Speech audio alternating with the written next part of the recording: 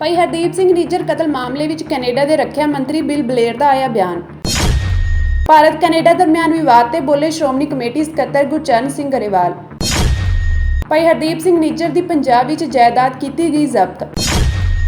Canada ਵਿੱਚ ਕਤਲ ਕੀਤੇ ਗਏ ਭਾਈ ਹਰਦੀਪ ਸਿੰਘ ਨਿੱਜਰ ਦੇ ਕਤਲ ਮਾਮਲੇ ਵਿੱਚ ਭਾਰਤ ਦਾ ਹੱਥ ਹੋਣ ਦੀ ਸੰਭਾਵਨਾ ਕੈਨੇਡਾ ਦੇ ਪ੍ਰਧਾਨ ਮੰਤਰੀ ਜਸਟਿਨ ਟਰੂਡੋ ਵੱਲੋਂ ਆਪਣੇ ਬਿਆਨ ਰਾਹੀਂ ਜਤਾਈ ਗਈ ਸੀ। ਇਸ ਤੋਂ ਬਾਅਦ ਕੌਮਾਂਤਰੀ ਸਿਆਸਤ ਭਖੀ ਨਜ਼ਰ ਆ ਰਹੀ ਹੈ। ਪੀਐਮ ਟਰੂਡੋ ਤੋਂ ਬਾਅਦ ਹੁਣ ਕੈਨੇਡਾ ਦੇ ਰੱਖਿਆ ਮੰਤਰੀ ਬਿਲ ਬਲੇਅਰ ਦਾ ਬਿਆਨ ਵੀ ਸਾਹਮਣੇ ਆਇਆ ਹੈ। ਉਹਨਾਂ ਕਿਹਾ ਕਿ ਇਸ ਕਤਲ ਕੇਸ ਦੀ ਜਾਂਚ ਵਿੱਚ ਮਿਲੇ ਸਬੂਤਾਂ ਨੇ ਸਾਡੀ ਚਿੰਤਾ ਵਿੱਚ ਵਾਧਾ ਕੀਤਾ ਹੈ। Mercedes, just to be very clear, if the intelligence that we've received is proven to be accurate, then there is a very significant concern that Canada will have with respect to the violation of our sovereignty and the murder of a Canadian citizen on Canadian soil.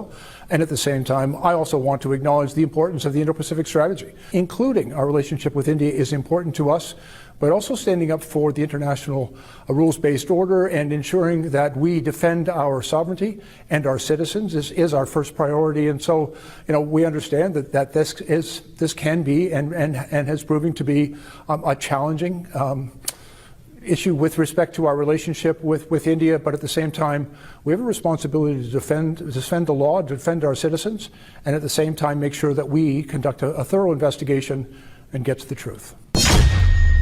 ਪਿਛਲੇ ਦਿਨੀ ਭਾਰਤ ਸਰਕਾਰ ਖਿਲਾਫ Canada ਦੇ ਪ੍ਰਧਾਨ ਮੰਤਰੀ Justin Trudeau ਦੇ ਬਿਆਨ ਤੋਂ ਬਾਅਦ ਪੂਰੀ ਦੁਨੀਆ ਵਿੱਚ ਵਸੇ ਸਿੱਖ ਪ੍ਰਭਾਵਿਤ ਹੋਏ ਹਨ। ਪੰਜਾਬ ਦੀਆਂ ਸਿੱਖ ਜਥੇਬੰਦੀਆਂ ਵੱਲੋਂ ਵੀ ਇਸ ਤੇ ਆਪਣਾ ਪੱਖ ਰੱਖਿਆ ਜਾ ਰਿਹਾ ਹੈ। ਸਿੱਖਾਂ ਦੀ ਸਿਰਮੌਰ ਸੰਸਥਾ ਸ਼੍ਰੋਮਣੀ ਗੁਰਦੁਆਰਾ ਪ੍ਰਬੰਧਕ ਕਮੇਟੀ ਦੇ ਜਨਰਲ ਸਕੱਤਰ ਗੁਰਚਰਨ ਸਿੰਘ ਗਰੇਵਾਲ ਨੇ ਇਸ ਨੂੰ ਸਿੱਖ ਵਿਰੋਧੀ ਏਜੰਡਾ ਦੱਸਿਆ ਹੈ। ਉਹਨਾਂ ਕਿਹਾ ਕਿ ਸਿੱਖਾਂ ਲਈ ਇੱਕ ਵਾਰ ਦੁਬਾਰਾ 1984 ਵਾਲਾ ਮਾਹੌਲ ਸਿਰਜਣ ਦੀ ਸਾਜ਼ਿਸ਼ ਕੀਤੀ ਜਾ ਰਹੀ ਹੈ। ਪਿਛਲੇ ਦਿਨੀ ਦੇਸ਼ ਅਤੇ ਦੁਨੀਆ ਦੇ ਅੰਦਰ ਇੱਕ ਬਹੁਤ ਵੱਡਾ ਮਸਲਾ ਜਿਹੜਾ ਵਿਚਾਰ ਦਾ ਵਿਸ਼ਾ ਤੇ ਵਿਵਾਦ ਦਾ ਵਿਸ਼ਾ ਬਣਿਆ, ਜਿਹਦੇ ਵਿੱਚ ਕੈਨੇਡਾ ਵਿੱਚ ਬੈਠੇ ਇੱਕ ਸਿੱਖ ਉਸ ਦਾ ਕਤਲ ਹੋ ਜਾਂਦਾ ਤੇ ਉਸ ਦੇ ਮਾਮਲੇ ਦੇ ਵਿੱਚ ਕੈਨੇਡਾ ਦਾ ਜਿਹੜਾ ਪ੍ਰਧਾਨ ਮੰਤਰੀ ਹੈ ਉਹ ਆਪਣੀ ਪਾਰਲੀਮੈਂਟ ਦੇ ਵਿੱਚ ਇਸ ਗੱਲ ਦਾ ਜ਼ਿਕਰ ਕਰਦਾ ਤੇ ਉਸ ਤੋਂ ਬਾਅਦ ਜਿਹੜੇ ਹਾਲਾਤ ਪੈਦਾ ਹੁੰਦੇ ਆ ਬਹੁਤ ਮਾੜੇ ਹਾਲਾਤ ਨੇ। ਮੈਂ ਇਹ ਗੱਲ ਦੱਸਣੀ ਚਾਹੁੰਦਾ ਕਿ ਉਸ ਪਾਰਲੀਮੈਂਟ ਦੇ ਵਿੱਚ ਜਸਟਿਨ ਟਰੂਡੋ ਨੇ ਜਦ ਬੋਲਿਆ ਤਾਂ ਦੁਨੀਆ ਦੇ ਮੀਡੀਆ ਨੇ ਖਬਰਾਂ ਦਿੱਤੀਆਂ, ਸੁਰਖੀਆਂ ਦਿੱਤੀਆਂ ਕਿ ਇੱਕ ਸਿੱਖ ਦਾ ਕਤਲ ਜਿਹੜਾ ਉਹ ਹਿੰਦੁਸਤਾਨ ਦੀਆਂ ਏਜੰਸੀਆਂ ਵੱਲੋਂ ਕੀਤੇ ਜਾਣ ਦਾ ਖਦਸ਼ਾ ਹੈ। ਸੋ ਇਸ ਗੱਲ ਦਾ ਰਿਐਕਸ਼ਨ ਤਾਂ ਵੱਡੇ ਪੱਧਰ ਤੇ ਹੋਣਾ ਸੀ। ਸੋ ਹਿੰਦੁਸਤਾਨ ਦੀ ਸਰਕਾਰ ਵੱਲੋਂ ਇਸ ਸਮੇਂ ਜਿਹੜਾ ਉਹਦਾ ਜਵਾਬ ਦਿੱਤਾ ਜਾ ਰਿਹਾ ਉਹ ਉਹਦੀ ਜਾਂਚ ਦੇ ਵਿੱਚ ਸ਼ਾਮਲ ਹੋ ਕੇ ਨਹੀਂ ਦਿੱਤਾ ਜਾ ਰਿਹਾ, ਸਗੋਂ ਤੇ ਸਿੱਖਾਂ ਨੂੰ ਇਸ ਗੱਲ ਲਈ ਟਰੋਲ ਕੀਤਾ ਜਾ ਰਿਹਾ। ਸਿੱਖਾਂ ਦੇ ਖਿਲਾਫ ਇੱਕ ਜ਼ਮੀਨ ਤਿਆਰ ਕੀਤੀ ਜਾ ਰਹੀ ਹੈ, ਜਦੋਂ ਕਿ ਸਿੱਖਾਂ ਨੂੰ ਸਿਰਫ ਅੱਤਵਾਦੀ ਤੇ ਵੱਖਵਾਦੀ ਗਰਦਾਨ ਕੇ ਇਸ ਗੱਲ ਨੂੰ ਲੁਕਾਉਣ ਦੀ ਕੋਸ਼ਿਸ਼ ਕੀਤੀ ਜਾ ਰਹੀ ਹੈ। ਖਬਰ ਇਹ ਵੀ ਹੈ ਕਿ ਇਹ ਜਿਹੜੀ ਜਾਂਚ ਆ ਇਹ ਜਾਂਚ ਜਿਹੜੀ ਆ ਇਹ ਅਮਰੀਕਾ ਦੀ ਜਾਂਚ ਏਜੰਸੀ ਨੇ ਕਰਕੇ ਜਿਹੜੀ ਕੈਨੇਡਾ ਨੂੰ ਦਿੱਤੀ ਆ, ਜਿਹਦੇ ਵਿੱਚ ਬਾਕੀ ਸਾਰੇ ਦੇਸ਼ ਇਸ ਗੱਲ ਦੀ ਗਵਾਹੀ ਭਰ ਰਹੇ ਆ ਕਿ ਹਿੰਦੁਸਤਾਨ ਨੂੰ ਇਸ ਜਾਂਚ ਦੇ ਵਿੱਚ ਸ਼ਾਮਲ ਹੋਣਾ ਚਾਹੀਦਾ ਤੇ ਇਹਦਾ ਜਵਾਬ ਦੇਣਾ ਚਾਹੀਦਾ। ਚਲੋ ਇਹ ਬਹੁਤ ਵੱਡੇ ਮਸਲੇ ਨੇ, ਦੋ ਸਰਕਾਰਾਂ ਦਾ ਮਸਲਾ, ਪਰ ਅਸੀਂ ਇਹ ਦੇਖ ਰਹੇ ਹਾਂ ਕਿ ਇਹ ਸਾਰੇ ਕਾਸੇ ਦੇ ਵਿੱਚ ਸਿਰਫ ਸਿੱਖ ਨੂੰ ਬਦਨਾਮ ਕੀਤਾ ਜਾ ਰਿਹਾ। ਇਹ ਬੜੀ ਵੱਡੀ ਇੱਕ ਸਾਜ਼ਿਸ਼ ਹੈ, ਜਿਹੜੀ ਸਾਜ਼ਿਸ਼ ਦੇ ਲਈ ਇੱਕ ਮਾਹੌਲ ਤਿਆਰ ਕੀਤਾ ਜਾ ਰਿਹਾ। ਇਸੇ ਤਰ੍ਹਾਂ ਦਾ ਮਾਹੌਲ 84 ਦੇ ਵਿੱਚ ਵੀ ਪੈਦਾ ਕੀਤਾ ਗਿਆ ਸੀ। ਇੰਦਰਾ ਗਾਂਧੀ ਨੇ ਆਪ ਦਾ ਰਾਜਸੀ ਏਜੰਡਾ ਲੈ ਕੇ ਸਿੱਖਾਂ 'ਤੇ ਹਮਲਾ ਕੀਤਾ, ਸਿੱਖਾਂ ਨੂੰ ਮਾਰਿਆ, ਦਰਬਾਰ ਸਾਹਿਬ 'ਤੇ ਹਮਲਾ ਕੀਤਾ, ਅਕਾਲ ਤਖ਼ਤ ਨੂੰ ਢਾਇਆ, ਦਿੱਲੀ ਦੇ ਵਿੱਚ ਬਹੁਤ ਵੱਡਾ ਕਤਲੇਆਮ ਹੋਇਆ। ਇਹ ਇੱਕ ਉਸ ਸਮੇਂ 'ਤੇ ਪਹਿਲਾਂ ਪੈਦਾ ਕੀਤਾ ਜਿਹੜਾ ਮਾਹੌਲ ਸੀ। ਇਹ ਸਾਰੇ ਕਾਸੇ ਦੇ ਵਿੱਚ ਸਭ ਤੋਂ ਵੱਡਾ ਰੋਲ ਜਿਹੜਾ ਹਿੰਦੁਸਤਾਨ ਦਾ ਵੱਡੀ ਗਿਣਤੀ ਵਿੱਚ ਮੀਡੀਆ, ਮੈਂ ਸਾਰਿਆਂ ਨੂੰ ਦੋਸ਼ ਨਹੀਂ ਦਿੰਦਾ, ਜਿਹਨੂੰ ਇਹ ਕਿਹਾ ਜਾ ਰਿਹਾ ਕਿ ਇੱਕ ਗੋਦੀ ਮੀਡੀਆ ਜਿਹੜਾ ਕਿ ਸੰਘ ਪਾੜ ਕੇ ਸਿੱਖਾਂ ਨੂੰ ਸਿਰਫ ਬਦਨਾਮ ਕਰਨ ਦੀ ਗੱਲ ਕਰਦਾ। ਮਾਮਲਾ ਭਾਵੇਂ ਦੋ ਸਰਕਾਰਾਂ ਦਾ, ਮੈਂ ਇਸ ਗੱਲ ਦੇ ਵਿੱਚ ਵਿਸ਼ਵਾਸ ਰੱਖਦਾ ਕਿ ਤੁਹਾਡਾ ਵਿਚਾਰਾਂ ਦਾ ਵਖਰੇਵਾਂ ਹੋ ਸਕਦਾ। ਤੁਹਾਡਾ ਜੇ ਕੋਈ ਬੰਦਾ ਆਪਦੇ ਹੱਕ ਮੰਗਦਾ ਤਾਂ ਉਸ ਗੱਲ ਲਈ ਵਿਚਾਰਾਂ ਦਾ ਵਖਰੇਵਾਂ ਕਿਹਾ ਜਾ ਸਕਦਾ, ਪਰ ਅੱਜ ਤਾਂ ਉਸ ਹੱਕ ਮੰਗਣ ਨੂੰ ਉੱਚੀ ਸੁਰ 'ਚ ਗੱਲ ਕਰਨ ਨੂੰ ਸਿੱਖਾਂ ਵੱਲੋਂ ਕੀਤੀ ਜਾਂਦੀ ਆ, ਉਸ ਨੂੰ ਖਾਲਿਸਤਾਨੀ ਜਿਹੜਾ ਬਣਾ ਕੇ ਪਰੋਸਿਆ ਜਾਂਦਾ, ਜਿਹੜਾ ਕਿ ਬਹੁਤ ਵੱਡੀ ਅੱਜ ਦੇ ਸਮੇਂ 'ਚ ਸਾਡੇ ਲਈ ਜਿਹੜੀ ਆ ਚੁਣੌਤੀ ਆ। ਭਾਰਤ ਦੇ ਮੋਸਟ ਵਾਂਟਡ ਗੈਂਗਸਟਰਾਂ ਅਤੇ ਅੱਤਵਾਦੀਆਂ ਨਾਲ ਨਜਿੱਠਣ ਲਈ ਰਾਜ ਅਤੇ ਕੇਂਦਰੀ ਏਜੰਸੀਆਂ ਦੀ ਇੱਕ ਅਹਿਮ ਸਾਂਝੀ ਮੀਟਿੰਗ ਦੇ ਮੱਦੇਨਜ਼ਰ ਕਾਰਵਾਈਆਂ ਤੇਜ਼ੀ ਨਾਲ ਸ਼ੁਰੂ ਹੋ ਗਈਆਂ ਹਨ। ਇਸ ਅਹਿਮ ਮੀਟਿੰਗ ਤੋਂ ਇੱਕ ਦਿਨ ਬਾਅਦ ਹੀ ਕੈਨੇਡਾ ਵਿੱਚ ਗੋਲੀਆਂ ਮਾਰ ਕੇ ਕਤਲ ਕਰ ਦਿੱਤੇ ਗਏ ਭਾਈ ਹਰਦੀਪ ਸਿੰਘ ਨਿੱਜਰ ਦੀ ਜਾਇਦਾਦ ਨੂੰ ਸੀਲ ਕਰਨ ਦੀਆਂ ਕੋਸ਼ਿਸ਼ਾਂ ਜਾਰੀ ਹਨ ਅਤੇ ਉਹਨਾਂ ਦੇ ਸਿਰ ਤੇ 10 ਲੱਖ ਰੁਪਏ ਦਾ ਇਨਾਮ ਵੀ ਰੱਖਿਆ ਗਿਆ ਸੀ। ਇੱਕ ਰਸਮੀ ਨੋਟਿਸ ਨਿੱਜਰ ਦੀ ਰਿਹਾਇਸ਼ ਤੇ ਚਿਪਕਾਇਆ ਗਿਆ ਹੈ, ਜੋ ਮੋਹਾਲੀ ਸਥਿਤ ਵਿਸ਼ੇਸ਼ NIA ਕਮ CBI ਅਦਾਲਤ ਵੱਲੋਂ ਜਾਰੀ ਕੀਤਾ ਗਿਆ ਹੈ। ਨੋਟਿਸ ਤੋਂ ਸੰਕੇਤ ਮਿਲਦਾ ਹੈ ਕਿ NIA ਨੇ ਭਾਈ ਹਰਦੀਪ ਸਿੰਘ ਨਿੱਜਰ ਦੀ ਅਚਲ ਜਾਇਦਾਦ ਨੂੰ ਜ਼ਬਤ ਕਰਨ ਲਈ ਪਟੀਸ਼ਨ ਦਾਇਰ ਕੀਤੀ ਹੈ। ਇਸ ਘਟਨਾਕ੍ਰਮ ਦੇ ਜਵਾਬ ਵਿੱਚ ਰਿਸ਼ਤੇਦਾਰਾਂ ਨੂੰ 11 ਅਕਤੂਬਰ ਨੂੰ ਮੁਹਾਲੀ ਦੀ ਵਿਸ਼ੇਸ਼ NIA ਅਦਾਲਤ ਵਿੱਚ ਆਪਣਾ ਪੱਖ ਪੇਸ਼ ਕਰਨ ਦਾ ਮੌਕਾ ਦਿੱਤਾ ਗਿਆ ਹੈ। ਕਿਸਾਨ ਮਜ਼ਦੂਰ ਸੰਘਰਸ਼ ਕਮੇਟੀ ਪੰਜਾਬ ਦੀ ਅਗਵਾਈ ਵਿੱਚ 16 ਕਿਸਾਨ ਜਥੇਬੰਦੀਆਂ ਦੀ 28 ਸਤੰਬਰ ਨੂੰ ਰੇਲ ਰੋਕੋ ਅੰਦੋਲਨ ਨੂੰ ਲੈ ਕੇ ਇੱਕ ਅਹਿਮ ਮੀਟਿੰਗ ਹੋਈ। ਜਥੇਬੰਦੀ ਦੇ ਆਗੂ ਸਰਵਣ ਸਿੰਘ ਪੰਧੇਰ ਨੇ ਦਾਅਵਾ ਕੀਤਾ ਹੈ ਕਿ ਅੱਜ ਸਾਡੇ ਅੰਦੋਲਨ ਲਈ 2 ਹੋਰ ਕਿਸਾਨ ਜਥੇਬੰਦੀਆਂ BKU ਪਟੇੜੀ ਅਤੇ ਕਿਸਾਨ ਮਜ਼ਦੂਰ ਮੋਰਚਾ ਪੰਜਾਬ ਵੀ ਸ਼ਾਮਿਲ ਹੋ ਗਈਆਂ ਹਨ। ਇਸ ਤਰੀਕੇ ਹੁਣ ਰੇਲ ਰੋਕੋ ਅੰਦੋਲਨ ਵਿੱਚ 19 ਕਿਸਾਨ ਜਥੇਬੰਦੀਆਂ ਸ਼ਾਮਿਲ ਹੋ ਗਈਆਂ ਹਨ। ਪੰਧੇਰ ਨੇ ਦੱਸਿਆ ਕਿ 28 ਸਤੰਬਰ ਨੂੰ 12 ਵਜੇ ਰੇਲ ਚੱਕਾ ਜਾਮ ਕੀਤਾ ਜਾਵੇਗਾ, ਜੋ ਕਿ 30 ਸਤੰਬਰ ਤੱਕ ਮੋਰਚਾ ਜਾਰੀ ਰਹੇਗਾ। ਇਹ ਰੇਲ ਰੋਕੋ ਅੰਦੋਲਨ ਕੇਂਦਰ ਸਰਕਾਰ ਦੇ ਖਿਲਾਫ ਕੀਤਾ ਜਾ ਰਿਹਾ ਹੈ। ਪੰਧੇਰ ਨੇ ਸਰਕਾਰ ਨੂੰ ਫਸਲਾਂ ਦਾ ਸਹੀ ਭਾਅ ਦੇਣ, MSP ਅਤੇ ਕਿਸਾਨਾਂ ਦਾ ਸਾਰਾ ਕਰਜ਼ਾ ਮੁਆਫ ਕਰਨ ਦੀ ਮੰਗ ਕੀਤੀ ਹੈ। ਤੇ ਸਭ ਤੋਂ ਖੁਸ਼ੀ ਦੀ ਗੱਲ ਆ ਵੀ ਸਾਡੇ ਰੇਲ ਰੋਕੋ ਅੰਦੋਲਨ ਨੂੰ ਜਿਹੜਾ ਅਸੀਂ ਅਗਲੇ ਕਰਨ ਜਾ ਰਹੇ ਉਹਨੂੰ ਬਾਲੇ ਇਸ ਪੱਖੋਂ ਮਿਲਿਆ ਵੀ ਪੰਜਾਬ ਦੀਆਂ 2 ਸਨਮਾਨਯੋਗ ਜਥੇਬੰਦੀਆਂ ਹੋਰ ਇਹਦੇ ਵਿੱਚ ਸ਼ਾਮਲ ਹੋਈਆਂ ਨੇ। BKU ਪਟੇੜੀ ਜਿਹਦੇ ਪ੍ਰਧਾਨ ਜੰਗ ਸਿੰਘ ਜੀ ਨੇ ਔਰ ਕਿਸਾਨ ਮਜ਼ਦੂਰ ਮੋਰਚਾ ਪੰਜਾਬ ਜਿਹਦੇ ਪ੍ਰਧਾਨ ਮਲਕੀਅਤ ਸਿੰਘ ਜੀ ਭੁੱਲਰ ਸਾਹਿਬ ਨੇ। ਇਹ 2 ਜਥੇਬੰਦੀਆਂ ਅੱਜ ਸ਼ਾਮਲ ਹੋਈਆਂ ਤੇ ਹੁਣ ਰੇਲ ਰੋਕੋ ਅੰਦੋਲਨ ਜਿਹੜਾ ਵਾ ਉਹ 18 ਜਥੇਬੰਦੀਆਂ ਦੀ ਅਗਵਾਈ 'ਚ ਹੋਣ ਜਾ ਰਿਹਾ ਵਾ। ਇਹਦੇ ਨਾਲ ਤੁਹਾਨੂੰ ਦੱਸ ਕੇ ਮੈਨੂੰ ਖੁਸ਼ੀ ਹੋਊਗੀ ਵੀ ਪੰਜਾਬ ਕਿਸਾਨ ਮਜ਼ਦੂਰ ਯੂਨੀਅਨ ਜਿਹਦੇ ਆਗੂ ਬਲਬੀਰ ਸਿੰਘ ਜੀ ਰੰਧਾਵਾ ਨੇ, ਉਹਨਾਂ ਨੇ ਬਗੈਰ ਕਿਸੇ ਕੰਡੀਸ਼ਨ ਤੋਂ ਸਾਡੇ ਅੰਦੋਲਨ ਨੂੰ ਹਮਾਇਤ ਕਰਨ ਦੀ, ਬਾਹਰੋਂ ਹਮਾਇਤ ਕਰਨ ਦੀ, ਉਹਨਾਂ ਦਾ ਲਿਖਤੀ ਸਾਨੂੰ ਪ੍ਰੈਸ ਉਹਨਾਂ ਦਾ ਜਿਹੜਾ ਵਾ ਲੈਟਰ ਹੈਡ ਤੇ ਉਹਨਾਂ ਦੀ ਚਿੱਠੀ ਆਈ ਹੈ ਸਾਨੂੰ ਵੀ ਅਸੀਂ ਤੁਹਾਡੇ ਅੰਦੋਲਨ ਵਿੱਚ ਬਗੈਰ ਕਿਸੇ ਕੰਡੀਸ਼ਨ ਤੋਂ ਸ਼ਾਮਲ ਹੋਵਾਂਗੇ। ਤਾਂ ਇੱਕ ਜਥੇਬੰਦੀ ਹੋ ਰਿਹਾ, ਉਹਨਾਂ ਦੀ ਹਜੇ ਲੈਟਰ ਹੈਡ ਆਉਣੀ ਬਾਕੀ ਆ। ਤਾਂ ਸਿੱਧੇ ਰੂਪ ਵਿੱਚ ਤੁਸੀਂ ਕਹ ਲਓ ਵੀ 19 ਜਥੇਬੰਦੀਆਂ ਦਾ ਇਹ ਪ੍ਰੋਗਰਾਮ ਹੋਊਗਾ। 18 ਜਥੇਬੰਦੀਆਂ ਇਹਦੇ ਸੱਦੇ ਵਿੱਚ ਸ਼ਾਮਲ ਹੈਗੀਆਂ ਤੇ 19ਵੀਂ ਜਥੇਬੰਦੀ ਸਾਨੂੰ ਬਾਹਰੋਂ ਹਮਾਇਤ ਕਰੂਗੀ। ਇਹਦੇ ਵਿੱਚ ਜਿਹੜੇ 3 ਦਿਨਾਂ ਰੇਲ ਰੋਕੋ ਅੰਦੋਲਨ ਪੰਜਾਬ ਵਿੱਚ ਹੋ ਰਿਹਾ ਵਾ, ਉਹਦੇ ਵਿੱਚ ਜਿਹੜਾ ਅਸੀਂ ਟਾਈਮ ਤੈਅ ਕੀਤਾ ਵਾ 28 ਤਰੀਕ ਨੂੰ 12 ਵਜੇ ਪੰਜਾਬ ਦੇ ਵਿੱਚ ਰੇਲ ਪਹੀਆ ਜਾਮ ਕੀਤਾ ਜਾਊਗਾ। 28, 29, 30 ਤੱਕ ਇਹ ਚੱਲੂਗਾ ਪ੍ਰੋਗਰਾਮ। ਇਹਦੇ ਨਾਲ ਅਸੀਂ ਦੱਸਣਾ ਚਾਹੁੰਦੇ ਹਾਂ ਵੀ ਸਾਡਾ ਜਿਹੜਾ ਇਹ ਰੇਲ ਰੋਕੋ ਅੰਦੋਲਨ ਆ, ਇਹ ਸਿੱਧੇ ਰੂਪ ਵਿੱਚ ਕੇਂਦਰ ਦੀ ਮੋਦੀ ਸਰਕਾਰ ਦੇ ਖਿਲਾਫ ਆ। ਕਿਉਂਕਿ ਜਿਹੜਾ ਪਿਛਲੇ ਸਮੇਂ 'ਚ ਮਹਾਨ ਅੰਦੋਲਨ ਦਿੱਲੀ ਵਿੱਚ ਹੋਇਆ ਸੀਗੀਆਂ, ਉਹਦੀਆਂ ਮੰਗਾਂ ਵੀ ਪੈਂਡਿੰਗ ਪਈਆਂ ਤੇ ਜਿਹੜਾ ਉੱਤਰ ਭਾਰਤ ਦੇ ਵਿੱਚ ਹੜ੍ਹਾਂ ਦਾ ਸੰਕਟ ਖੜਾ ਹੋਇਆ ਪਿਛਲੇ ਸਮੇਂ 'ਚ, ਉਹਦਾ ਯੋਗ ਮੁਆਵਜ਼ਾ ਵੀ ਸਾਨੂੰ ਨਹੀਂ ਮਿਲਿਆ ਹੈਗਾ। ਤਾਂ ਮੰਗ ਪੱਤਰ ਸਾਡਾ ਵੀ ਇੱਕ ਤਾਂ ਉੱਤਰ ਭਾਰਤ ਰਾਜਾਂ ਨੂੰ ਕੇਂਦਰ ਦੀ ਸਰਕਾਰ 50,000 ਕਰੋੜ ਰੁਪਈਆ ਜਿਹੜਾ ਵਾ ਉਹ ਜਾਰੀ ਕਰੇ, ਤਾਂ ਜੋ ਹੜ੍ਹ ਮਾਰੇ ਕਿਸਾਨਾਂ ਦੇ ਜਿੰਨਾ ਵੀ ਨੁਕਸਾਨ ਹੋਇਆ ਵਾ, ਚਾਹੇ ਉਹ ਜਾਨੀ ਨੁਕਸਾਨ ਆ, ਚਾਹੇ ਉਹ ਪਸ਼ੂਆਂ ਦਾ ਨੁਕਸਾਨ ਆ, ਚਾਹੇ ਉਹ ਫਸਲਾਂ ਦਾ ਨੁਕਸਾਨ ਆ, ਇਹ ਸਾਰੇ ਦੀ ਭਰਪਾਈ ਕੀਤੀ ਜਾ ਸਕੇ। ਇੱਕ ਤਾਂ ਉਹ ਮੰਗ ਹੈਗੀ ਆ। ਔਰ ਇਹ ਤੋਂ ਬਾਅਦ ਹੈਗਾ ਵੀ MSP ਗਰੰਟੀ ਕਾਨੂੰਨ, ਜਿਹਦੀ ਕੇਂਦਰ ਨੇ ਦਿੱਲੀ ਅੰਦੋਲਨ ਵਿੱਚ ਚਿੱਠੀ ਲਿਖੀ ਸੀ ਵੀ ਅਸੀਂ ਕਮੇਟੀ ਬਣਾ ਕੇ ਉਹਦਾ ਨਿਪਟਾਰਾ ਕਰਾਂਗੇ। ਉਹ ਕਮੇਟੀ ਦਾ ਅੱਜ ਤੱਕ ਕੀ ਬਣਿਆ ਉਹਦੀ ਕੋਈ ਖਬਰ ਨਹੀਂ ਹੈਗੀ। ਤਾਂ ਹੁਣ ਕੇਂਦਰ ਸਰਕਾਰ MSP ਗਰੰਟੀ ਕਾਨੂੰਨ ਦੇਣ ਤੋਂ ਭੱਜਦੀ ਨਜ਼ਰ ਆ ਰਹੀ ਆ, ਤਾਂ ਇਹ ਮਜਬੂਰਨ ਅੰਦੋਲਨ ਕਰਨ ਦੀ ਲੋੜ ਪੈ ਰਹੀ ਆ। ਇਹਦੇ ਨਾਲ ਡਾਕਟਰ ਸਵਾਮੀਨਾਥਨ ਕਮਿਸ਼ਨ ਦੀ ਰਿਪੋਰਟ ਦੇ ਅਨੁਸਾਰ C+50% ਇਹ ਜੋੜ ਕੇ 50% ਜੋੜ ਕੇ C2 ਫਾਰਮੂਲੇ ਅਨੁਸਾਰ ਜਿਹੜਾ ਫਸਲਾਂ ਦਾ ਭਾਅ ਉਹ ਦਿੱਤਾ ਜਾਵੇ। ਇਹਦੇ ਨਾਲ ਤੁਹਾਨੂੰ ਪਤਾ ਵਾ ਵੀ ਪੂਰੇ ਦੇਸ਼ ਭਰ ਵਿੱਚ ਕਿਸਾਨ ਤੇ ਮਜ਼ਦੂਰ, ਖੇਤ ਮਜ਼ਦੂਰ ਕਰਜ਼ੇ ਕਰਕੇ ਵੱਡੇ ਤੇ ਵਿਆਪਕ ਪੱਧਰ ਤੇ ਖੁਦਕੁਸ਼ੀਆਂ ਕਰ ਰਹੇ ਆ। ਤਾਂ ਅਸੀਂ ਮੰਗ ਕਰ ਰਹੇ ਹਾਂ ਕਿ ਜਿਹੜੀ ਵੱਡੀ ਮੰਗ ਆ ਸਾਡੀ ਵੀ ਕਿਸਾਨਾਂ ਮਜ਼ਦੂਰਾਂ ਦਾ ਸਮੁੱਚਾ ਕਰਜ਼ਾ ਖਤਮ ਕੀਤਾ ਜਾਵੇ। ਉਹ ਕਹਿ ਸਕਦੇ ਆ ਵੀ ਸਾਡੇ ਕੋਲ ਏਡਾ ਵੱਡਾ ਫੰਡ ਨਹੀਂ ਹੈਗਾ। ਅਸੀਂ ਤੁਹਾਨੂੰ ਦੱਸਣਾ ਚਾਹਾਂਗੇ ਵੀ ਕਾਰਪੋਰੇਟ ਘਰਾਣਿਆਂ ਨੂੰ ਸਾਲਾਨਾ ਲੱਖਾਂ ਕਰੋੜਾਂ ਦੀ ਮਾਫੀ ਜਿਹੜੀ ਆ ਉਹ ਵੱਟੇ ਖਾਤੇ ਪਾ ਕੇ ਦਿੱਤੀ ਜਾਂਦੀ ਆ, ਪਰ ਜਿਹੜੇ ਕਿਸਾਨ ਮਜ਼ਦੂਰ ਕਰਜ਼ੇ ਕਰਕੇ ਖੁਦਕੁਸ਼ੀਆਂ ਕਰ ਰਹੇ ਉਹਨਾਂ ਨੂੰ ਮਾਫੀ ਨਹੀਂ ਦਿੱਤੀ ਜਾਂਦੀ। ਇਹਦੇ ਨਾਲ ਦੀ ਨਾਲ ਜਿਵੇਂ ਤੁਹਾਨੂੰ ਪਤਾ ਵਾ ਲਖੀਮਪੁਰ ਖੀਰੀ ਦਾ ਕਾਂਡ ਕਿੱਡਾ ਵੱਡਾ ਹੋਇਆ ਸੀਗਾ, ਉਹਦਾ ਇਨਸਾਫ ਸਾਨੂੰ ਨਹੀਂ ਮਿਲਿਆ ਹੈਗਾ। 3 ਅਕਤੂਬਰ ਨੂੰ ਫਿਰ ਉਹ ਜਿੱਦਣ ਤੇ 4 ਕਿਸਾਨ ਤੇ ਇੱਕ ਪੱਤਰਕਾਰ ਸ਼ਹੀਦ ਕੀਤੇ ਗਏ, ਉਹਨਾਂ ਦਾ ਦਿਹਾੜਾ ਆ ਰਿਹਾ ਤੇ ਹਜੇ ਜਿਹੜੇ ਕੇਂਦਰੀ ਮੰਤਰੀ ਨੇ ਅਜੇ ਮਿਸ਼ਰਾ ਟੈਣੀ ਜੀ, ਉਹ ਹਜੇ ਕੇਂਦਰ ਦੇ ਵਿੱਚ ਬਣੇ ਹੋਏ ਆ, ਨਾ ਤਾਂ ਉਹਨਾਂ ਨੂੰ ਮੰਤਰੀ ਮੰਡਲ ਚੋਂ ਕੱਢਿਆ ਗਿਆ। ਆਸ਼ੀਸ਼ ਮਿਸ਼ਰਾ ਟੈਣੀ ਜਿਹੜੇ ਬਾਹਰ ਪਰੋਲ ਤੇ ਫਿਰ ਰਹੇ ਨੇ, ਉਹ ਜਿਹੜੀ ਕਾਂਡ ਆ ਉਹਦਾ ਇਨਸਾਫ ਸਾਨੂੰ ਅਜੇ ਤੱਕ ਨਹੀਂ ਮਿਲਿਆ। ਇਹ ਵੀ ਸਾਡੀਆਂ ਨਾਲ ਮੰਗਾਂ ਦੇ ਵਿੱਚ ਸ਼ਾਮਲ ਆ।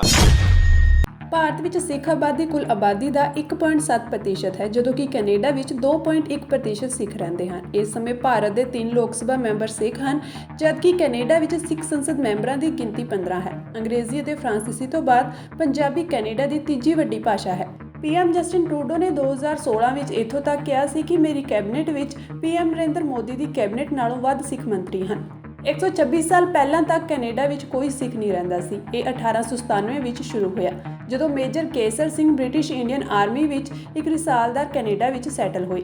ਬ੍ਰਿਟਿਸ਼ ਇੰਡੀਆ ਆਰਮੀ ਦੇ ਰਿਸਾਲਦਾਰ ਮੇਜਰ ਕੇਸਰ ਸਿੰਘ ਨੂੰ ਕੈਨੇਡਾ ਵਿੱਚ ਵਸਣ ਵਾਲਾ ਪਹਿਲਾ ਸਿੱਖ ਮੰਨਿਆ ਜਾਂਦਾ ਹੈ। ਕੇਸਰ ਸਿੰਘ ਹਾਂਗਕਾਂਗ ਰੈਜੀਮੈਂਟ ਦੇ ਸਮੂਹ ਵਿੱਚੋਂ ਇੱਕ ਸਨ, ਜੋ 1897 ਵਿੱਚ ਮਹਾਰਾਣੀ ਵਿਕਟੋਰੀਆ ਦੀ ਗੋਲਡਨ ਜੁਬਲੀ ਮਨਾਉਣ ਲਈ ਆਇਆ ਸੀ। 23 ਮਈ 1914 ਨੂੰ ਕਾਮਾਗਾਟਾ ਮਾਰੂ ਨਾਂ ਦਾ ਜਾਪਾਨੀ ਜਹਾਜ਼ ਕੈਨੇਡਾ ਦੇ ਵੈਨਕੂਵਰ ਪਹੁੰਚਿਆ। ਜਹਾਜ਼ ਵਿੱਚ 376 ਭਾਰਤੀ ਯਾਤਰੀ ਸਵਾਰ ਸਨ। ਇਸ ਜਹਾਜ਼ ਨੂੰ ਪੰਜਾਬੀ ਉਦਯੋਗਪਤੀ ਗੁਰਦੀਪ ਸਿੰਘ ਸੰਧੂ ਵੱਲੋਂ ਫੰਡ ਦਿੱਤਾ ਗਿਆ ਸੀ। 23 ਜੁਲਾਈ 1914 ਨੂੰ ਕਾਮਾਗਾਟਾ ਮਾਰੂ ਨੂੰ ਵਾਪਸ ਭੇਜ ਦਿੱਤਾ ਗਿਆ ਸੀ। ਜਦੋਂ ਇਹ ਜਹਾਜ਼ ਕਲਕੱਤੇ ਪਹੁੰਚਿਆ ਤਾਂ ਅੰਗਰੇਜ਼ ਸਿਪਾਹੀਆਂ ਨੇ ਗੋਲੀਆਂ ਚਲਾ ਦਿੱਤੀਆਂ। ਇਸ ਵਿੱਚ 28 ਲੋਕ ਮਾਰੇ ਗਏ ਸਨ। ਲਗਭਗ 100 ਸਾਲਾਂ ਬਾਅਦ 23 ਮਈ 2016 ਨੂੰ ਪ੍ਰਧਾਨ ਮੰਤਰੀ ਜਸਟਿਨ ਟਰੂਡੋ ਨੇ ਕਾਮਾਗਾਟਾ ਮਾਰੂ ਦੇ ਯਾਤਰੀਆਂ ਪ੍ਰਤੀ ਇਸ ਨਸਲੀ ਵਿਵਹਾਰ ਲਈ ਰਸਮੀ ਤੌਰ ਤੇ ਮੁਆਫੀ ਮੰਗੀ ਸੀ। ਕੈਨੇਡਾ ਵਿੱਚ 2.1% ਸਿੱਖ ਰਹਿੰਦੇ ਹਨ ਤੇ 15 ਸਿੱਖ ਸੰਸਦ ਮੈਂਬਰ ਹਨ। ਭਾਰਤ ਅਤੇ ਕੈਨੇਡਾ ਦਰਮਿਆਨ ਤਣਾਅਪੂਰਨ ਸਬੰਧਾਂ ਵਿਚਕਾਰ ਵਿਦੇਸ਼ ਮੰਤਰਾਲੇ ਦੇ ਆંકੜਿਆਂ ਤੋਂ ਪਤਾ ਲੱਗਿਆ ਹੈ ਕਿ ਜਨਵਰੀ 2018 ਤੋਂ ਜੂਨ 2023 ਦਰਮਿਆਨ ਦੇਸ਼ ਦੀ ਨਾਗਰਿਕਤਾ ਛੱਡਣ ਵਾਲੇ ਲਗਭਗ 20% ਦੇ ਕਰੀਬ 1.6 ਲੱਖ ਭਾਰਤੀਆਂ ਨੇ ਕੈਨੇਡੀਅਨ ਨਾਗਰਿਕਤਾ ਦੀ ਚੋਣ ਕੀਤੀ ਹੈ। ਕੈਨੇਡਾ ਇਸ ਸਮੇਂ ਦੌਰਾਨ ਭਾਰਤੀ ਪ੍ਰਵਾਸੀਆਂ ਲਈ ਅਮਰੀਕਾ ਤੋਂ ਬਾਅਦ ਦੂਜੇ ਸਭ ਤੋਂ ਪਸੰਦੀਦਾ ਸਥਾਨ ਵਜੋਂ ਉੱਭਰਿਆ ਹੈ, ਜਦਕਿ ਆਸਟ੍ਰੇਲੀਆ ਅਤੇ ਯੂਕੇ ਕ੍ਰਮਵਾਰ ਤੀਜੇ ਅਤੇ ਚੌਥੇ ਸਥਾਨ ਤੇ ਹਨ। ਇਸ ਮਿਆਦ ਦੌਰਾਨ ਲਗਭਗ 8.4 ਲੱਖ ਭਾਰਤੀਆਂ ਨੇ ਆਪਣੀ ਭਾਰਤੀ ਨਾਗਰਿਕਤਾ ਛੱਡੀ ਹੈ। ਇਹ ਲੋਕ 114 ਵੱਖ-ਵੱਖ ਦੇਸ਼ਾਂ ਦੇ ਨਾਗਰਿਕ ਬਣ ਗਏ। ਇਨ੍ਹਾਂ ਵਿੱਚੋਂ 58% ਨੇ ਅਮਰੀਕਾ ਜਾਂ ਕੈਨੇਡਾ ਨੂੰ ਚੁਣਿਆ ਹੈ। ਮਾਹਿਰਾਂ ਦਾ ਮੰਨਣਾ ਹੈ ਕਿ ਕੁਝ ਭਾਰਤੀ ਉਹਨਾਂ ਵਿਕਸਿਤ ਦੇਸ਼ਾਂ ਦੀ ਨਾਗਰਿਕਤਾ ਨੂੰ ਤਰਜੀਹ ਦਿੰਦੇ ਹਨ ਜਿੱਥੇ ਅੰਗਰੇਜ਼ੀ ਪ੍ਰਮੁੱਖ ਭਾਸ਼ਾ ਹੈ। ਉਹਨਾਂ ਕਿਹਾ ਕਿ ਇਮੀਗ੍ਰੇਸ਼ਨ ਦੇ ਕਈ ਕਾਰਨ ਹਨ, ਜਿਸ ਵਿੱਚ ਉੱਚ ਜੀਵਨ ਪੱਧਰ, ਬੱਚਿਆਂ ਦੀ ਸਿੱਖਿਆ, ਰੁਜ਼ਗਾਰ ਦੇ ਮੌਕੇ ਅਤੇ ਮਿਆਰੀ ਸਿਹਤ ਸੰਭਾਲ ਸ਼ਾਮਿਲ ਹੈ। ਕੈਨੇਡਾ ਤੇ ਆਸਟ੍ਰੇਲੀਆ ਵਰਗੇ ਦੇਸ਼ ਨਾਗਰਿਕਤਾ ਪ੍ਰਕਿਰਿਆ ਨੂੰ ਸੁਖਾਲੀ ਅਤੇ ਤੇਜ਼ ਬਣਾ ਕੇ ਵਿਦੇਸ਼ੀ ਹੁਨਰ ਨੂੰ ਆਕਰਸ਼ਿਤ ਕਰ ਰਹੇ ਹਨ। ਹਾਲ ਹੀ ਵਿੱਚ ਕੇਂਦਰੀ ਵਿਦੇਸ਼ ਮੰਤਰੀ ਐਸ ਜੈਸ਼ੰਕਰ ਨੇ ਵੀ ਸੰਸਦ ਨੂੰ ਸੂਚਿਤ ਕੀਤਾ ਸੀ ਕਿ ਪਿਛਲੇ 2 ਦਹਾਕਿਆਂ ਵਿੱਚ ਗਲੋਬਲ ਵਰਕਪਲੇਸ ਵਿੱਚ ਕੰਮ ਕਰਨ ਲਈ ਜਾਣ ਵਾਲੇ ਭਾਰਤੀ ਨਾਗਰਿਕਾਂ ਦੀ ਗਿਣਤੀ ਵਿੱਚ ਕਾਫੀ ਵਾਧਾ ਹੋਇਆ ਹੈ ਅਤੇ ਉਹਨਾਂ 'ਚੋਂ ਬਹੁਤਿਆਂ ਨੇ ਨਿੱਜੀ ਸਹੂਲਤਾਂ ਦੇ ਕਾਰਨ ਵਿਦੇਸ਼ੀ ਨਾਗਰਿਕਤਾ ਦੀ ਚੋਣ ਕੀਤੀ ਹੈ। ਯੂਨੀਵਰਸਿਟੀ ਦੇ ਇੱਕ ਅਧਿਕਾਰੀ ਨੇ ਦੱਸਿਆ ਹੈ ਕਿ ਦਿੱਲੀ ਯੂਨੀਵਰਸਿਟੀ ਸਟੂਡੈਂਟਸ ਯੂਨੀਅਨ ਦੀਆਂ ਚੋਣਾਂ ਦੀ ਗਿਣਤੀ ਵੀਰਵਾਰ ਨੂੰ ਨੁਕਸਾਨਦਾਰ ਈਵੀਐਮਸ ਅਤੇ ਇਸ ਨੂੰ ਲੈ ਕੇ ਵਿਦਿਆਰਥੀਆਂ ਦੇ ਹੰਗਾਮੇ ਕਾਰਨ ਅੱਧ ਵਿਚਕਾਰ ਮੁਅੱਤਲ ਕਰ ਦਿੱਤੀ ਗਈ ਸੀ। ਈਵੀਐਮ ਵਿੱਚ ਖਰਾਬੀ ਹੋਣ ਦੇ ਦੋਸ਼ ਲੱਗਣ ਤੇ ਸ਼ੁਰੂ ਵਿੱਚ ਗਿਣਤੀ 1 ਘੰਟੇ ਲਈ ਰੋਕ ਦਿੱਤੀ ਗਈ ਸੀ, ਪਰ ਵਿਦਿਆਰਥੀਆਂ ਦੇ ਇਤਰਾਜ਼ਾਂ ਤੋਂ ਬਾਅਦ ਚੋਣ ਅਧਿਕਾਰੀਆਂ ਨੇ ਗਿਣਤੀ ਮੁਲਤਵੀ ਕਰਨ ਦਾ ਫੈਸਲਾ ਕੀਤਾ। DUSU ਚੋਣਾਂ ਲਈ ਇੱਕ ਚੋਣ ਅਧਿਕਾਰੀ ਨੇ ਕਿਹਾ ਕਿ ਅਸੀਂ ਨੁਕਸਾਨਦਾਰ ਈਵੀਐਮ ਨੂੰ ਠੀਕ ਕਰਨ ਅਤੇ ਗਿਣਤੀ ਮੁੜ ਸ਼ੁਰੂ ਕਰਨ ਦਾ ਪ੍ਰਸਤਾਵ ਦਿੱਤਾ ਸੀ, ਪਰ ਵਿਦਿਆਰਥੀ ਇਸ ਲਈ ਤਿਆਰ ਨਹੀਂ ਸਨ। ਗਿਣਤੀ ਮੁਅੱਤਲ ਕਰਨ ਦਾ ਫੈਸਲਾ ਕੀਤਾ ਗਿਆ ਸੀ। ਜਲਦੀ ਹੀ ਗਿਣਤੀ ਦੀ ਨਵੀਂ ਮਿਤੀ ਦਾ ਐਲਾਨ ਕੀਤਾ ਜਾਵੇਗਾ। ਦੱਸ ਦਈਏ ਕਿ ਸ਼ੁਰੂਆਤੀ ਰੁਝਾਨਾਂ ਵਿੱਚ ਕਾਂਗਰਸ ਸਮਰਥਿਤ NSU ਪ੍ਰਧਾਨ ਦੇ ਅਹੁਦੇ ਲਈ ਅੱਗੇ ਸੀ, ਜਦੋਂ ਕਿ ਭਾਜਪਾ ਨਾਲ ਸੰਬੰਧਿਤ ABVP ਮੀਤ ਪ੍ਰਧਾਨ ਦੇ ਅਹੁਦੇ ਲਈ ਅੱਗੇ ਸੀ। ਭਾਰੀ ਪੁਲਿਸ ਮੌਜੂਦਗੀ ਅਤੇ ਵੋਟਰਾਂ ਦੇ ਕੁਝ ਆਖਰੀ ਪਲਾਂ ਦੇ ਲੁਭਾਉਣ ਦੇ ਵਿਚਕਾਰ DUSU ਚੋਣਾਂ ਕੱਲ੍ਹ 44.46% ਮਤਦਾਨ ਨਾਲ ਹੋਈਆਂ। ਕਾਲਜਾਂ ਦੇ 52 ਕੇਂਦਰਾਂ ਤੇ ਪੋਲਿੰਗ ਹੋਈ। ਦੱਸ ਦਈਏ ਕਿ ਕੁੱਲ 23 ਉਮੀਦਵਾਰ ਮੈਦਾਨ ਵਿੱਚ ਹਨ। ਸਾਬਕਾ ਖਜ਼ਾਨਾ ਮੰਤਰੀ ਮਨਪ੍ਰੀਤ ਸਿੰਘ ਬਾਦਲ ਦੀਆਂ ਮੁਸ਼ਕਲਾਂ ਵਧਦੀਆਂ ਨਜ਼ਰ ਆ ਰਹੀਆਂ ਹਨ। ਵਿਜੀਲੈਂਸ ਬਿਊਰੋ ਨੇ ਬਠਿੰਡਾ ਪਲਾਟ ਖਰੀਦੋ ਫਰੋਖਤ ਮਾਮਲੇ ਵਿੱਚ ਕਾਰਵਾਈ ਕਰਦਿਆਂ ਮਨਪ੍ਰੀਤ ਸਿੰਘ ਬਾਦਲ ਸਣੇ 6 ਲੋਕਾਂ ਤੇ ਮਾਮਲਾ ਦਰਜ ਕਰ ਲਿਆ ਹੈ, ਜਿਸ ਵਿੱਚ ਇੱਕ PCS ਅਧਿਕਾਰੀ ਵੀ ਸ਼ਾਮਿਲ ਹੈ। ਦੱਸ ਦਈਏ ਕਿ ਸਾਬਕਾ ਵਿੱਤ ਮੰਤਰੀ ਮਨਪ੍ਰੀਤ ਸਿੰਘ ਬਾਦਲ ਨੇ ਬਠਿੰਡਾ ਦੇ ਮਾਡਲ ਟਾਊਨ ਫੇਜ਼ 1 ਵਿੱਚ ਕਮਰਸ਼ੀਅਲ ਪਲਾਟ ਨੂੰ ਰਿਹਾਇਸ਼ੀ ਪਲਾਟ ਵਿੱਚ ਬਦਲ ਕੇ ਆਪਣਾ ਘਰ ਬਣਾਉਣ ਲਈ ਖਰੀਦਿਆ ਸੀ। ਇਸ ਪਲਾਟ ਦਾ ਸੌਦਾ ਕਾਫੀ ਚਰਚਾ ਵਿੱਚ ਰਿਹਾ, ਕਿਉਂਕਿ ਵਿੱਤ ਮੰਤਰੀ ਤੇ ਦੋਸ਼ ਲੱਗੇ ਹਨ ਕਿ ਉਸ ਨੇ ਨਿਯਮਾਂ ਦੀਆਂ ਧੱਜੀਆਂ ਉਡਾ ਕੇ ਉਕਤ ਪਲਾਟ ਬਹੁਤ ਸਸਤੇ ਭਾਅ ਤੇ ਖਰੀਦਿਆ ਸੀ। ਉਪਰੋਕਤ ਮਾਮਲੇ ਸੰਬੰਧੀ ਸ਼ਿਕਾਇਤ ਭਾਜਪਾ ਆਗੂ ਸਰੂਪ ਚੰਦ ਸਿੰਗਲਾ ਵੱਲੋਂ ਵਿਜੀਲੈਂਸ ਬਿਊਰੋ ਕੋਲ ਦਰਜ ਕਰਵਾਈ ਗਈ ਸੀ, ਜਿਸ ਕਾਰਨ ਵਿਜੀਲੈਂਸ ਬਿਊਰੋ ਵੱਲੋਂ ਜਾਂਚ ਕੀਤੀ ਜਾ ਰਹੀ ਹੈ। ਸਾਬਕਾ ਵਿੱਤ ਮੰਤਰੀ ਮਨਪ੍ਰੀਤ ਸਿੰਘ ਬਾਦਲ ਨੇ ਆਪਣੀ ਗ੍ਰਿਫਤਾਰੀ ਖਿਲਾਫ ਅਗਾਊਂ ਜ਼ਮਾਨਤ ਦੀ ਮੰਗ ਲਈ ਅਦਾਲਤ ਵਿੱਚ ਪਟੀਸ਼ਨ ਦਾਇਰ ਕੀਤੀ ਸੀ। ਪਟੀਸ਼ਨ ਦਾਇਰ ਕਰਨ ਤੋਂ ਅਗਲੇ ਹੀ ਦਿਨ ਉਸ ਦੇ ਇੱਕ ਕਰੀਬੀ ਨੂੰ ਵਿਜੀਲੈਂਸ ਬਿਊਰੋ ਨੇ ਗ੍ਰਿਫਤਾਰ ਕਰ ਲਿਆ ਸੀ, ਜਿਸ ਕਾਰਨ ਕਾਫੀ ਚਰਚਾਵਾਂ ਚੱਲ ਰਹੀਆਂ ਹਨ। ਕੌਮੀ ਜਾਂਚ ਏਜੰਸੀ NIA ਨੇ ਸਿੱਖ ਫॉर ਜਸਟਿਸ ਜਥੇਬੰਦੀ ਦੇ ਮੁਖੀ ਗੁਰਪਤਵੰਤ ਸਿੰਘ ਪੰਨੂ ਖਿਲਾਫ ਫੈਸਲਾਕੁਨ ਕਾਰਵਾਈ ਕਰਦਿਆਂ ਉਹਨਾਂ ਦੀਆਂ ਪੰਜਾਬ ਅਤੇ ਚੰਡੀਗੜ੍ਹ ਵਿੱਚ ਜਾਇਦਾਦਾਂ ਜ਼ਬਤ ਕਰ ਲਈਆਂ ਹਨ। ਗੈਰ ਕਾਨੂੰਨੀ ਗਤੀਵਿਧੀਆਂ ਐਕਟ ਦੇ ਤਹਿਤ NIA ਵੱਲੋਂ ਪੰਨੂ ਤੇ ਜੱਦੀ ਪਿੰਡ ਖਾਨਕੋਟ ਜੋ ਕਿ ਅੰਮ੍ਰਿਤਸਰ ਵਿੱਚ ਸਥਿਤ ਹੈ ਉੱਥੇ 46 ਕਨਾਲ ਦੀ ਜਾਇਦਾਦ ਨੂੰ ਜ਼ਬਤ ਕਰਨ ਵਿੱਚ ਸਫਲਤਾ ਹਾਸਲ ਕੀਤੀ ਹੈ। ਜ਼ਬਤ ਕੀਤੀ ਜਾਇਦਾਦ ਵਿੱਚ ਮੁੱਖ ਤੌਰ ਤੇ ਕਾਸ਼ਤਯੋਗ ਜ਼ਮੀਨ ਸ਼ਾਮਿਲ ਹੈ। ਅੰਮ੍ਰਿਤਸਰ ਵਿੱਚ ਜਾਇਦਾਦ ਤੋਂ ਇਲਾਵਾ ਚੰਡੀਗੜ੍ਹ ਦੇ ਸੈਕਟਰ 15C ਵਿੱਚ ਪੰਨੂ ਦੀ ਰਿਹਾਇਸ਼ ਨੂੰ ਵੀ NIA ਨੇ ਜ਼ਬਤ ਕਰ ਲਿਆ ਹੈ। ਇਹ ਪਹਿਲੀ ਵਾਰ ਨਹੀਂ ਹੈ ਜਦੋਂ ਪੰਨੂ ਦੀ ਜਾਇਦਾਦ ਕੁਰਕ ਕੀਤੀ ਗਈ ਹੈ, ਜਿਵੇਂ ਕਿ 2020 ਵਿੱਚ ਵੀ ਅਜਿਹੀ ਕਾਰਵਾਈ ਕੀਤੀ ਗਈ ਸੀ। ਹਾਲਾਂਕਿ ਤਾਜ਼ਾ ਕਾਰਵਾਈ ਇਹ ਯਕੀਨੀ ਬਣਾਉਣ ਲਈ ਇੱਕ ਕਦਮ ਅੱਗੇ ਵਧਣ ਦਾ ਸੰਕੇਤ ਹੈ ਕਿ ਕਾਨੂੰਨੀ ਤੌਰ ਤੇ ਪੰਨੂ ਹੁਣ ਇਹਨਾਂ ਜਾਇਦਾਦਾਂ ਦੀ ਮਲਕੀਅਤ ਬਰਕਰਾਰ ਨਹੀਂ ਰੱਖਦੇ। ਕੁੱਲ ਭਾਰਤੀ ਜਾਟ ਮਹਾਸਭਾ ਵੱਲੋਂ ਅੱਜ ਉੱਤਰ ਪ੍ਰਦੇਸ਼ ਦੇ ਮੇਰਠ ਵਿੱਚ ਸੂਬਾਈ ਕਾਨਫਰੰਸ ਵਿੱਚ ਜੱਟਾਂ ਨੇ ਇੱਕ ਵਾਰ ਫਿਰ ਰਾਖਵੇਂ ਕਰਨ ਲਈ ਆਪਣੀ ਆਵਾਜ਼ ਬੁਲੰਦ ਕੀਤੀ ਹੈ। ਬੁਲਾਰਿਆਂ ਨੇ ਕਿਹਾ ਕਿ ਹੁਣ ਉਹ ਰਾਖਵੇਂ ਕਰਨ ਲਈ ਕੁਰਬਾਨੀਆਂ ਦੇਣ ਤੋਂ ਪਿੱਛੇ ਨਹੀਂ ਹਟਣਗੇ। ਭਾਰਤੀ ਕਿਸਾਨ ਯੂਨੀਅਨ ਦੇ ਪ੍ਰਧਾਨ ਅਤੇ ਕਾਨਫਰੰਸ ਦੇ ਮੁੱਖ ਬੁਲਾਰੇ ਰਾਕੇਸ਼ ਟਕੈਤ ਨੇ ਜੱਟਾਂ ਲਈ ਰਾਖਵੇਂ ਕਰਨ ਦੀ ਵਕਾਲਤ ਕਰਦਿਆਂ ਕਿਹਾ ਕਿ ਇਸ ਕੌਮ ਨੇ ਹਰ ਖੇਤਰ ਵਿੱਚ ਸਭ ਤੋਂ ਵੱਧ ਯੋਗਦਾਨ ਪਾਇਆ ਹੈ ਅਤੇ ਰਾਖਵਾਂ ਕਰਨ ਉਹਨਾਂ ਦੇ ਸਮਾਜ ਦਾ ਹੱਕ ਹੈ। ਉਹਨਾਂ ਕਿਹਾ ਕਿ ਸਾਡਾ ਚੋਣਾਂ ਨਾਲ ਕੋਈ ਲੈਣਾ ਦੇਣਾ ਨਹੀਂ ਹੈ, ਪਰ ਜੱਟ ਆਪਣੀ ਹੋਂਦ ਬਚਾਉਣ ਲਈ ਇਕਜੁੱਟ ਹੋਏ ਹਨ। ਜਾਟਾਂ ਦੇ ਇਤਿਹਾਸ ਨੂੰ ਦਬਾਇਆ ਜਾ ਰਿਹਾ ਹੈ। ਕੁਝ ਭਾਰਤੀ ਜਾਟ ਮਹਾਸਭਾ ਦੇ ਕੌਮੀ ਜਨਰਲ ਸਕੱਤਰ ਯੁੱਧਵੀਰ ਸਿੰਘ ਅਤੇ ਸੂਬਾ ਪ੍ਰਧਾਨ ਪ੍ਰਤਾਪ ਚੌਧਰੀ ਨੇ ਕਿਹਾ ਕਿ ਅਸੀਂ ਰਾਖਵਾਂ ਕਰਨ ਹਰ ਹਾਲਤ ਵਿੱਚ ਲਵਾਂਗੇ, ਭਾਵੇਂ ਸਾਨੂੰ ਇਸ ਲਈ ਅੰਦੋਲਨ ਕਰਨਾ ਪਵੇ। ਇਸ ਮੌਕੇ ਆਲ ਇੰਡੀਆ ਨੈਸ਼ਨਲ ਜਾਟ ਮਹਾਸਭਾ ਦੇ ਸੂਬਾ ਜ਼ਿਲ੍ਹਾ ਕਨਵੀਨਰ ਸੁਧੀਰ ਚੌਧਰੀ ਅਤੇ ਪੰਜਾਬ, ਦਿੱਲੀ, ਹਰਿਆਣਾ ਸਮੇਤ ਕਈ ਸੂਬਿਆਂ ਤੋਂ ਜਾਟ ਭਾਈਚਾਰੇ ਦੇ ਲੋਕ ਹਾਜ਼ਰ ਸਨ। ਭਾਰਤ ਅਤੇ ਕੈਨੇਡਾ ਦੇ ਆਪਸੀ ਟਕਰਾਅ ਨੂੰ ਲੈ ਕੇ ਸ਼੍ਰੋਮਣੀ ਅਕਾਲੀ ਦਲ ਦੇ ਸੀਨੀਅਰ ਆਗੂ ਪ੍ਰੇਮ ਸਿੰਘ ਚੰਦੂਮਾਜਰਾ ਦਾ ਵੀ ਬਿਆਨ ਆਇਆ ਹੈ। ਉਹਨਾਂ ਕਿਹਾ ਕਿ ਇਸ ਆਪਸੀ ਟਕਰਾਅ ਨੂੰ ਗੰਭੀਰਤਾ ਨਾਲ ਲੈਣ ਦੀ ਲੋੜ ਹੈ, ਕਿਉਂਕਿ ਭਾਰਤ ਅਤੇ ਕੈਨੇਡਾ ਦੇ ਸਬੰਧ ਦੁਨੀਆ ਵਿੱਚ ਬਹੁਤ ਚੰਗੇ ਸਨ। ਬਹੁਤੇ ਲੋਕ ਕੈਨੇਡਾ ਵਿੱਚ ਰਹਿੰਦੇ ਹਨ। ਜਿਸ ਤਰ੍ਹਾਂ ਦੇ ਬਿਆਨ ਆ ਰਹੇ ਹਨ ਉਹ ਕਾਫੀ ਚਿੰਤਾਜਨਕ ਹਨ। ਇਸ ਤੋਂ ਇਲਾਵਾ 1984 ਦੇ ਸਿੱਖ ਕਤਲੇਆਮ ਦੇ ਕੇਸ ਵਿੱਚ ਸੱਜਣ ਕੁਮਾਰ ਦੇ ਬਰੀ ਹੋਣ ਤੇ ਉਹਨਾਂ ਕਿਹਾ ਕਿ ਇਹ ਬਹੁਤ ਹੀ ਵੱਡੀ ਗਲਤੀ ਹੈ। ਪੀੜਤ ਪਰਿਵਾਰ ਸਾਲਾਂ ਤੋਂ ਇਨਸਾਫ ਦੀ ਮੰਗ ਕਰ ਰਿਹਾ ਹੈ ਅਤੇ ਅਦਾਲਤ ਵੱਲੋਂ ਉਸ ਨੂੰ ਬਰੀ ਕਰਨਾ ਉਸ ਪੀੜਤ ਪਰਿਵਾਰ ਦੇ ਜ਼ਖਮਾਂ ਤੇ ਲੂਣ ਪਾਉਣ ਵਰਗਾ ਹੈ। ਭਾਰਤ ਤੇ ਕੈਨੇਡਾ ਦੇ ਆਪਸੀ ਟਕਰਾਅ ਜਿਹੜਾ ਬੜਾ ਮੰਦਭਾਗਾ ਔਰ ਬੜਾ ਚਿੰਤਾ ਵਾਲਾ ਔਰ ਇਹਨੂੰ ਬੜੀ ਸੰਜੀਦਗੀ ਨਾਲ ਲੈਣ ਦੀ ਲੋੜ ਆ, ਕਿਉਂਕਿ ਦੁਨੀਆ ਦੇ ਵਿੱਚ ਭਾਰਤ ਤੇ ਕੈਨੇਡਾ ਜੋ ਐਸੇ ਮੁਲਕ ਨੇ ਜਿਨ੍ਹਾਂ ਦਾ ਮਤਲਬ ਇੱਕ ਵਿਸ਼ੇਸ਼ ਤੌਰ ਤੇ ਆਪਸੀ ਰਿਲੇਸ਼ਨ ਜਿਹੜੇ ਨੇ ਬੜੇ ਐਮੀਕੇਬਲੀ ਰਹੇ ਨੇ ਔਰ ਕੈਨੇਡਾ ਨੇ ਭਾਰਤ ਦੇ ਲੋਕਾਂ ਨੂੰ ਬੜਾ ਹਰ ਥਾਂ ਤੇ ਐਡਜਸਟ ਕੀਤਾ ਹੋਇਆ, ਮਤਲਬ ਆਰਥਿਕ ਖੇਤਰ 'ਚ ਵੀ ਤੇ ਰਾਜਨੀਤਿਕ ਖੇਤਰ 'ਚ ਵੀ ਤੇ ਸਮਾਜਿਕ ਖੇਤਰ 'ਚ ਵੀ। ਉੱਥੇ ਕਦੇ ਤਣਾਅ ਜਾਂ ਟਕਰਾਅ ਆਪਸੀ ਕਦੇ ਨਹੀਂ ਦੇਖਣ ਨੂੰ ਮਿਲਿਆ ਜਿੰਨਾ ਕਿ ਹੋਰ ਮੁਲਕਾਂ ਵਿੱਚ ਹੋ ਜਾਂਦਾ। ਸੋ ਇਸ ਕਰਕੇ ਅੱਜ ਜੇ ਕੁਝ ਘਟਨਾਵਾਂ ਕਰਕੇ ਇਸ ਤਰ੍ਹਾਂ ਦਾ ਵਿਵਾਦ ਖੜਾ ਹੁੰਦਾ ਤਾਂ ਮੈਂ ਸਮਝਦਾ ਬੜਾ ਖਤਰਨਾਕ ਵੀ ਆ, ਚਿੰਤਾ ਵਾਲਾ ਵੀ ਆ ਔਰ ਬਹੁਤ ਵੱਡਾ ਅਸਰ ਦੇਸ਼ ਦੇ ਲੋਕਾਂ 'ਤੇ ਪਏਗਾ, ਖਾਸ ਤੌਰ 'ਤੇ ਪੰਜਾਬੀਆਂ 'ਤੇ, ਵਿਸ਼ੇਸ਼ ਤੌਰ 'ਤੇ ਸਿੱਖ ਸਮਾਜ 'ਤੇ, ਕਿਉਂਕਿ ਸਿੱਖਾਂ ਨੇ ਜਿਹੜਾ ਇਸ ਮੁਲਕ ਦੇ ਲਈ ਆਜ਼ਾਦੀ ਦੇ ਸੰਗਰਾਮ ਵਿੱਚ ਕੁਰਬਾਨੀਆਂ ਕੀਤੀਆਂ, ਫਿਰ ਆਜ਼ਾਦੀ ਤੋਂ ਬਾਅਦ ਦੇਸ਼ ਦੀ ਭੁੱਖਮਰੀ ਦੂਰ ਕਰਨ ਦੇ ਵਿੱਚ, ਸਰਹੱਦਾਂ 'ਤੇ ਰਾਖੀ ਕਰਨ ਦੇ ਵਿੱਚ, ਵਿਸ਼ੇਸ਼ ਤੌਰ 'ਤੇ ਦੇਸ਼ ਦੇ ਬਟਵਾਰੇ ਸਮੇਂ ਉਜਾੜੇ ਬਰਬਾਦੀਆਂ ਝੱਲ ਕੇ ਇਸ ਮੁਲਕ ਨਾਲ ਰਿਸ਼ਤਾ ਜੋੜਿਆ, ਉਹ ਮਤਲਬ ਝੁਠਲਾਇਆ ਨਹੀਂ ਜਾ ਸਕਦਾ। ਸੋ ਮੈਂ ਸਮਝਦਾ ਅੱਜ ਦੇਸ਼ ਦੇ ਲੋਕਾਂ ਨੂੰ, ਸਿੱਖ ਸਮਾਜ ਨੂੰ ਮਤਲਬ ਕਿਸੇ ਤਰ੍ਹਾਂ ਵੀ ਸ਼ੱਕ ਨਾਲ ਦੇਖਣ ਦੀ ਲੋੜ ਨਹੀਂ ਹੈ, ਬਲਕਿ ਉਹਨਾਂ ਦੀ ਦੇਸ਼ ਭਗਤੀ, ਉਹਨਾਂ ਦੀਆਂ ਕੀਤੀਆਂ ਕੁਰਬਾਨੀਆਂ ਦੀ ਕਦਰ ਕਰਨ ਦੀ ਲੋੜ ਹੈ। ਸੋ ਆਹ ਜਿਹੜੀਆਂ ਹੁਣ ਤਾਜ਼ਾ ਘਟਨਾਕ੍ਰਮ ਵਾਪਰੇ ਨੇ ਦੋਵੇਂ ਮੁਲਕਾਂ ਦੇ ਆਪਸੀ ਟਕਰਾਅ ਦੇ, ਅਸੀਂ ਪ੍ਰਧਾਨ ਮੰਤਰੀ ਜੀ ਨੂੰ ਜ਼ਰੂਰ ਅਪੀਲ ਕਰਾਂਗੇ ਵੀ ਇਹਨੂੰ ਸੰਜੀਦਗੀ ਨਾਲ ਲੈਣ। ਕਿਸੇ ਤਰ੍ਹਾਂ ਦੀ ਕੜੱਤਣ, ਕਿਸੇ ਤਰ੍ਹਾਂ ਦਾ ਵਿਵਾਦ, ਕਿਸੇ ਤਰ੍ਹਾਂ ਦਾ ਭੜਕਾਊ ਅਤੇ ਟਕਰਾਅ ਵਾਲਾ ਵਾਤਾਵਰਨ ਜਿਹੜਾ ਹੈ ਦੋਵੇਂ ਮੁਲਕਾਂ ਦੇ ਲੋਕਾਂ ਦੇ ਹਿੱਤ ਵਿੱਚ ਨਹੀਂ ਹੋਏਗਾ। ਇਸ ਗੱਲ ਮਤਲਬ ਇਸ ਸੱਚਾਈ ਨੂੰ ਸਮਝਣ ਦੀ ਲੋੜ ਆ। ਸੋ ਇਸ ਲਈ ਸਾਡੀ ਕੋਸ਼ਿਸ਼ ਹੋਏਗੀ ਕਿ ਦੋਵੇਂ ਮੁਲਕ ਆਪਸੀ ਜਿਹੜੇ ਰਿਸ਼ਤੇ ਲੰਮੇ ਸਮੇਂ ਤੋਂ ਬੜੇ ਸੁਖਾਵੇਂ ਚੱਲਦੇ ਨੇ ਉਹਨਾਂ 'ਤੇ ਮੁੜ ਪਹੁੰਚਣ ਅਤੇ ਜਿਹੜੀਆਂ ਗਲਤ ਫਹਿਮੀਆਂ ਹੋਈਆਂ ਨੇ ਜਾਂ ਜਿਹੜੇ ਵਿਵਾਦ ਖੜ੍ਹੇ ਹੋਏ ਨੇ, ਜਿਹੜੇ ਕਾਰਨਾਂ ਕਰਕੇ ਇੱਕ ਦੂਜੇ 'ਤੇ ਸ਼ੱਕ ਵਧੀ ਆ, ਉਹ ਜਿਹੜੇ ਮਸਲੇ ਸੌਟ ਆਊਟ ਕਰਨੇ ਚਾਹੀਦੇ ਨੇ। ਸੱਚਾਈ ਜਿਹੜੀ ਆ ਸਾਹਮਣੇ ਲਿਆਉਣੀ ਚਾਹੀਦੀ ਆ ਔਰ ਕਿਸੇ ਤਰ੍ਹਾਂ ਦਾ ਰਿਐਕਟ ਕਰਨਾ, ਕਿਸੇ ਤਰ੍ਹਾਂ ਦਾ ਟਕਰਾਅ ਕੜੱਤਣ ਕਰਨਾ ਉਹ ਮੁਲਕ ਦੇ ਹਿੱਤ 'ਚ ਨਹੀਂ ਰਹੇਗਾ। ਇਹ ਸਾਡੀ ਇੱਕ ਸਬਮਿਸ਼ਨ ਵੀ ਆ ਭਾਰਤ ਸਰਕਾਰ ਨੂੰ, ਖਾਸ ਤੌਰ 'ਤੇ ਮਾਨਯੋਗ ਪ੍ਰਧਾਨ ਮੰਤਰੀ ਜੀ ਨੂੰ, ਕਿ ਉਹ ਪਹਿਲ ਕਦਮੀ ਕਰਕੇ ਇਸ ਅਹਿਮ ਮੁੱਦੇ ਦਾ ਨਿਪਟਾਰਾ ਐਮੀਕੇਬਲੀ ਕਰਨ। ਅਸੀਂ ਇਹ ਵੀ ਕਹਿੰਦੇ ਸੀ ਵੀ ਮਤਲਬ ਜਿਸ ਤਰ੍ਹਾਂ ਦਾ ਭਾਵੇਂ ਲੰਮਾ ਸਮਾਂ ਸਾਨੂੰ ਬੇਇਨਸਾਫੀ ਮਿਲ ਰਹੀ, ਪਰ ਚਲੋ ਦੇਰ ਬਾਅਦ ਇਨਸਾਫ ਦੀ ਕਿਰਨ ਜਾਗੀ ਸੀ ਜਦੋਂ ਸੱਜਣ ਕੁਮਾਰ ਜੇਲ੍ਹ ਦੇ ਵਿੱਚ ਗਿਆ ਸੀ। ਅਤੇ ਹੁਣ ਇਸ ਤਰ੍ਹਾਂ ਦੇ ਕਤਲੇਆਮ ਦੇ ਦੋਸ਼ੀ ਨੂੰ ਮਤਲਬ ਬਰੀ ਹੋ ਜਾਣਾ ਮਤਲਬ ਬਿਲਕੁਲ ਹੀ ਮਤਲਬ ਜਾਇਜ਼ ਨਹੀਂ ਲੱਗ ਰਿਹਾ, ਬਲਕਿ ਇੱਕ ਜਿਵੇਂ ਕਹਿੰਦੇ ਜ਼ਖਮਾਂ 'ਤੇ ਲੂਣ ਛਿੜਕਣ ਵਾਲੀ ਗੱਲ ਨਜ਼ਰ ਆ ਰਹੀ ਹੈ।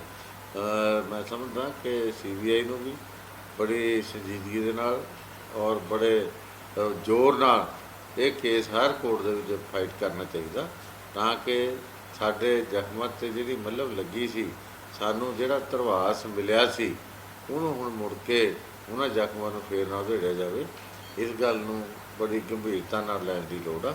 ਭਾਰਤ ਸਰਕਾਰ ਨੂੰ ਵੀ ਅਸੀਂ ਅਪੀਲ ਕਰਾਂਗੇ ਕਿ ਜਿਹੜੀਆਂ ਇਹ ਆਪਣੀਆਂ ਏਜੰਸੀਆਂ ਨੇ CBI ਵਰਗੀਆਂ, ਇਹਨਾਂ ਨੂੰ ਹੋਰ ਤਕੜਾ ਕਰਕੇ ਮਜ਼ਬੂਤੀ ਨਾਲ ਅਜਿਹੇ ਕੇਸ ਮਾਨਯੋਗ ਅਦਾਲਤਾਂ ਵਿੱਚ ਹਰ ਕੋਰਟ ਦੇ ਵਿੱਚ ਲੜਨ ਲਈ ਡਾਇਰੈਕਸ਼ਨ ਦਿੱਤੀ ਜਾਵੇ।